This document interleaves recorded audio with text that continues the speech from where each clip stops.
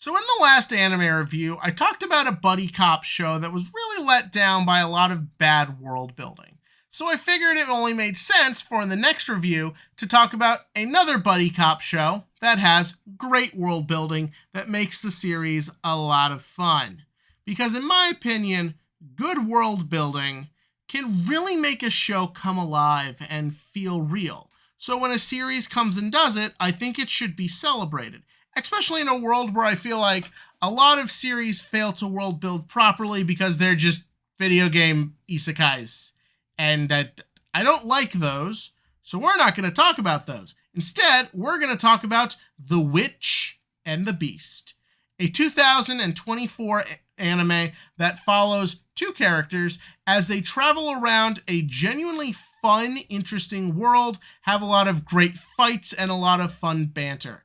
This series really went under the radar for a lot of people, and I think it's time to give it its due, get a little traction going, see if we can get some interest going, because I want more. And we're going to talk about it today, in particular, said world building discussion. But to get there, we got to start right at the premise. So the idea to this series is we are in a fantasy world that's made to look more like the normal world. And what? No one knows about magic and the supernatural because it's just gotta be like the real world. Gotta do that Jujutsu Kaisen shit. Wrong! This is a world where everyone knows about magic. Everyone knows about witches. They know about zombies. They know about demons. All this stuff is known to the general public. And when you do something like that, you immediately make your world more interesting. Now that we know that this is a world where just the supernatural is commonplace, it's more fun, it's more creative. It's so interesting to see how everywhere our two lead characters go, they just always learn about culture. They always learn about how magic is integrated to normal society, how some towns fear what others love, how you see it integrated into the way people just sort of behave and think and treat others. It really just makes a world seem very interesting. And of course, naturally, there's gotta be an organization out to go deal with all the magic happenings out there. And which means we get to follow two agents of said organization as they go around righting wrongs, dealing with witches and other supernatural whatnot. Our two leads, and this is a great segue into the character section of this discussion, are Geto and Ashaf. Am I saying that right? I don't care. You see, another thing about world building that I feel like a lot of stories tend to get wrong nowadays is they go light on the characters. They focus on bland, one-dimensional, uninteresting leads who are basically just audience surrogates, so that way they can be exposited to all the different aspects of the world. That is not what is happening here. Geto and Ashaf are great. This is a buddy cop done perfectly right. The basic sort of aspect to it is that instead of the girl being the brain and the guy being the brawn, it's kind of reversed here. Ashaf is such a smooth, fucking cool character. You will feel gay for this man. It is impossible not to. Geto is a lot of fun as this bull in the china shop lunatic who basically just loves going around just beating the shit out of people looking for witches. They have very strong personalities, but they're also very strong complements for each other.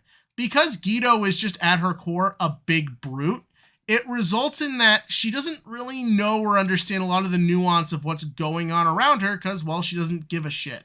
So there enters Ashaf, who is very smart and competent and calculating, who ends up having to just sort of like fill her in on stuff that she should know. And this is a great back and forth. It makes the world feel real and lived in, that there are people who understand what's going on around them and know how to put it in layman's terms, and there are also those who just don't care because all they care about is their own lives. That's how worlds feel real. That's why Star Wars, the originals, felt so real. You have wide-eyed youths like Luke Skywalker who just need to learn everything and love seeing things. And you have like cynical older guys like Han Solo who just think half of it's all bullshit and just want to make a buck. And you see that sort of mentality go into here, and I think it really works. You also just have the show's atmosphere. I love the look and feel of this show. I often say I like big color and big just aspects to a society like that. This show is a lot of grays, it's a lot of darker colors, which don't always work, but really do here. There's the fact that our two leads just look fucking cool, dressed all goth and shit like they just came out of a mid 2000s Hot Topic. But you also just have the fact that this is kind of a scary, darker world where like darker shit can happen. It's going to have that feel of just kind of like a more gothic style society. And I think it's really integrated well here. The world always looks fun and always looks like a kind of neat place to be, but always has that dark underbelly of things could go very wrong at any minute. The rest of the supporting cast of the characters is kind of what you expect for this sort of show. It's just sort of like every arc and adventure they go on have just sort of like a different rotating cast. There are a couple characters who they set up will be more important down the line and come back, but for the most part, you mostly just only ever need to know about our two leads, and everyone else they encounter will mostly be important for that story arc. I also sort of like the show's sort of structure. Like with the Metallic Rouge, it's a lot about going from location to location. However, the difference is that we usually spend like 3 episodes per area, and the episodes are very well paced out in how they take the time to show you the different aspects. Because there isn't a huge overarching plot, there kind of is that shows up more towards the end and setting up for future seasons. But because for the most part, it's just like a procedural of going from place to place and dealing with bad guy to bad guy, it really does allow for those moments of breathing room. You have time to just explore. You have time for witty banter. Because of the way this series is structured, it just allows for you to really just take in what's going on around you. And I think that is something a lot of series can really learn from. Because we have so many fantasy isekai shows these days where main characters are just self-inserts, we don't really get fun characters like these in those sorts of shows. And because a lot of other shows want to focus more on character and their banter, which I do like, I do feel like we get a lot of world building that is suffering in today's world.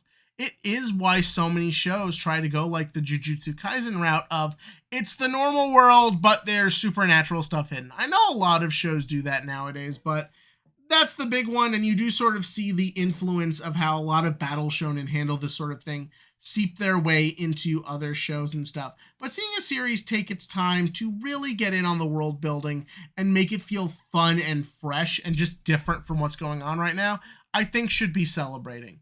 The show, however, isn't perfect. We do now need to go into gripes. The first big gripe, of course, is that the procedural story structure can get a little tedious for some. It didn't bother me so much because I haven't really watched a procedural in a while, but I do get when a lot of people said that they lost a little interest when they realized it was just sort of like mini arc to mini arc. The worst of which is the last like episode or two, which are really just felt like trying to set up more for what's to come. And because this show wasn't super popular, it is a little worrisome when that will come.